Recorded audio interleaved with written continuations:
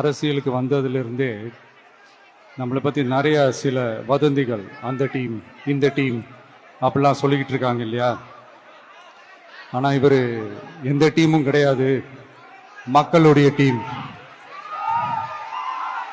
Peoples team அப்படின்னு எல்லாருக்கும் தெரிஞ்சதுக்கப்புறம் வேற என்ன அவதூறு பரப்பலாம் இவர் மேலே அப்படின்ட்டு ட்ரை பண்ணி எல்லாமே அவங்களுக்கு ஒர்க் அவுட் ஆகலை. ஸோ கடைசியில் என்னதான் இந்த விஜயை பண்ணலாம் அப்படின்னு நினைக்கும் போது தான் இந்த கூட்டணி அந்த கூட்டணிலாம் சேர போகிறாரு அப்படின்ட்டு ஒரு பொய்யான ஒரு பிரச்சாரத்தை பண்ணிக்கிட்டு இருந்தாங்க. இந்த நியூஸ் எல்லாம் கேட்டு நீங்கள் கொஞ்சம் கன்ஃபியூஸ் ஆயிருப்பீங்க.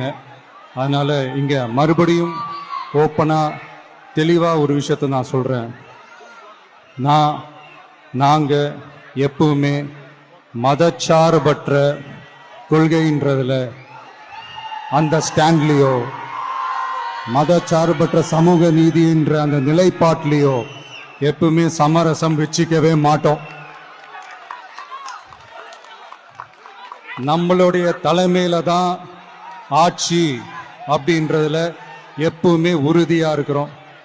நம்மளுடைய முதல் மாநாட்டில் கூட நான் சொன்ன மாதிரி அரசியலில் யாருக்காகவும் எதுக்காகவும் எந்த விதமான ஒரு சமரசமும் நம்ம வச்சுக்க போறதே இல்லை. அந்த பேச்சுவார்த்தையே கிடையாது.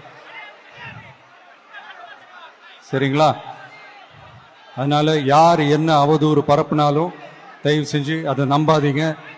எல்லாம் வல்ல இறைவனின் அருளால் நாம நினைச்ச டார்கெட்டை நம்மளால நிச்சயமா அடைய முடியும்.